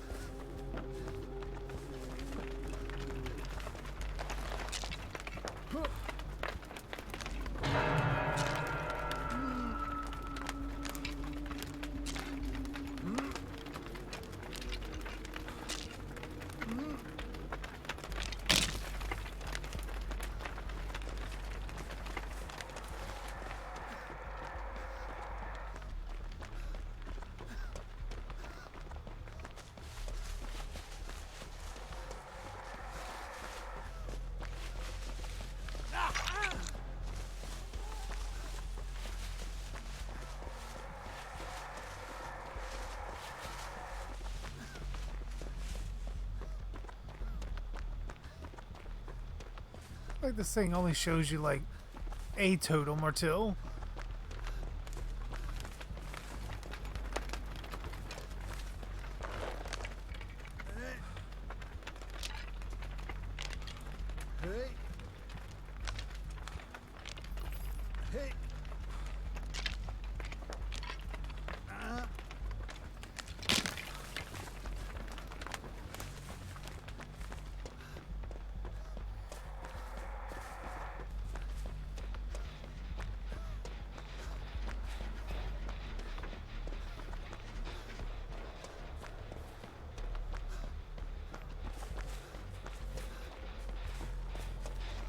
Oh, I found it.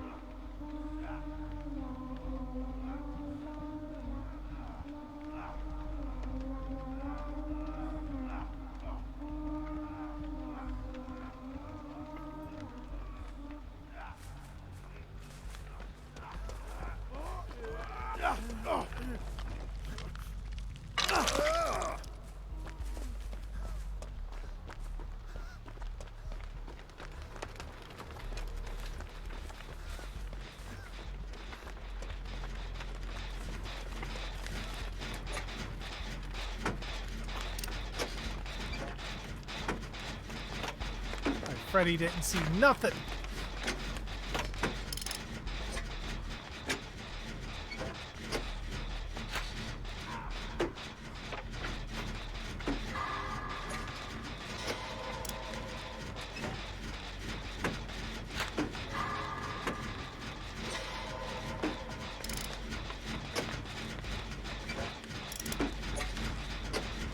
All right, come on.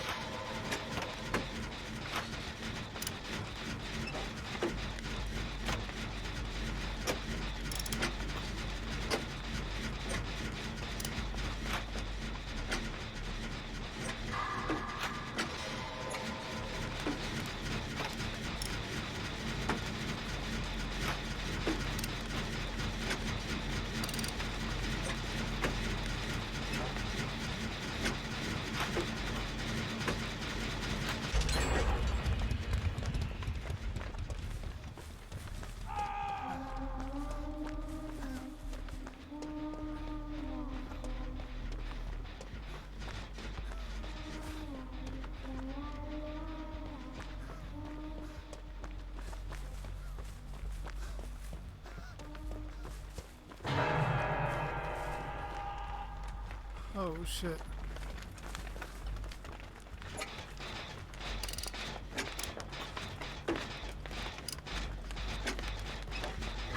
You go ahead and kill yourself. I'm not rushing it.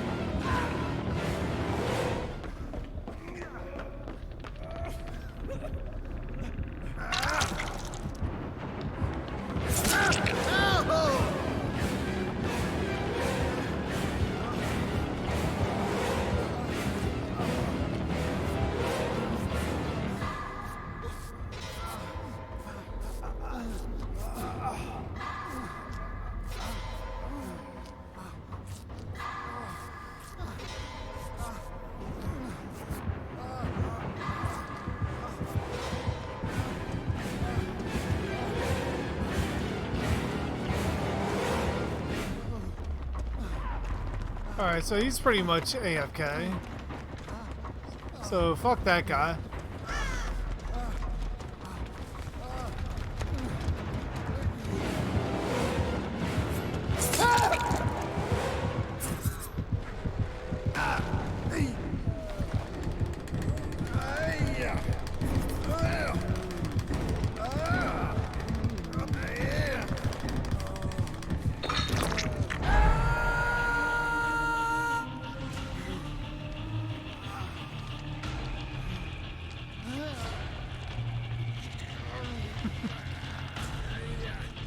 Lou Ferrigno as Tommy. I mean, against like someone like Kane Hodder, that would be fairly interesting.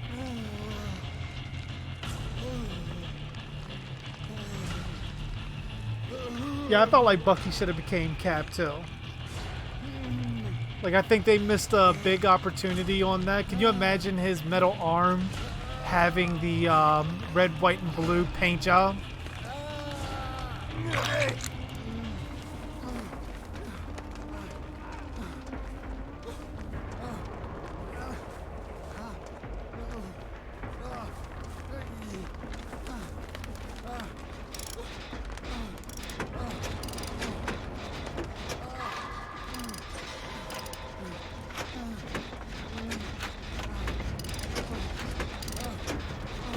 I mean, likely. I think Bucky will get his own movie as the White Wolf.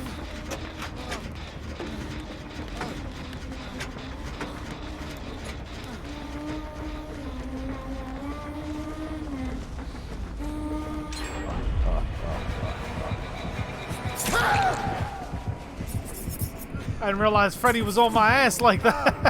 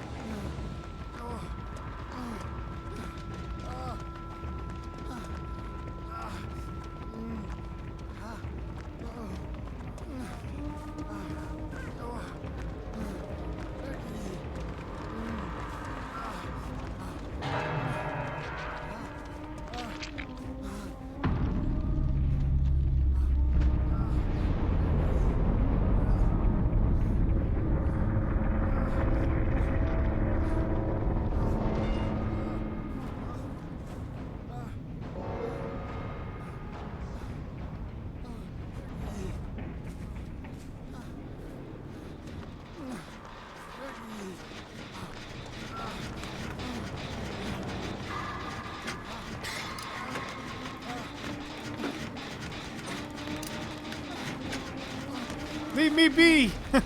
I was fixing shit.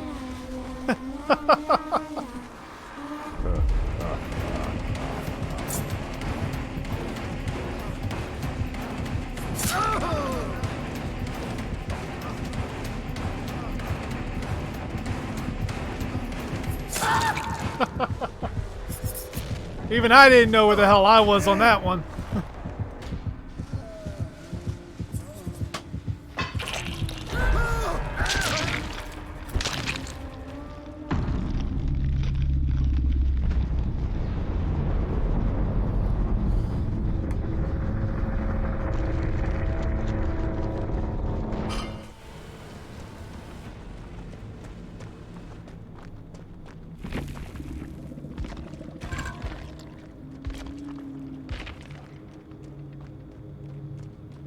See if the last guy got out.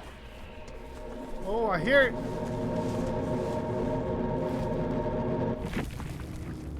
Alright, nice. At least one of us got away.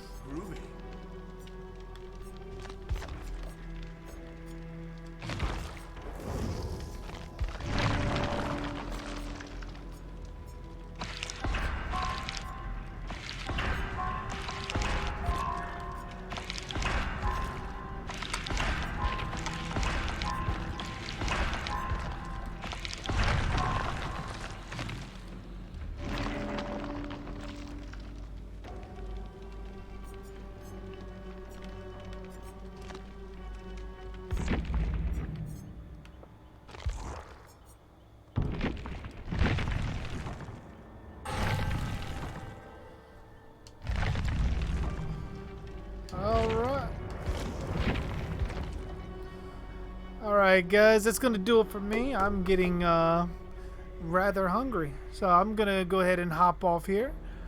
Thank you guys for joining me for the stream, and I will see you guys again tomorrow. And also keep an eye out for the new video that should be out this week as well. Alright, I'll see you in the next stream.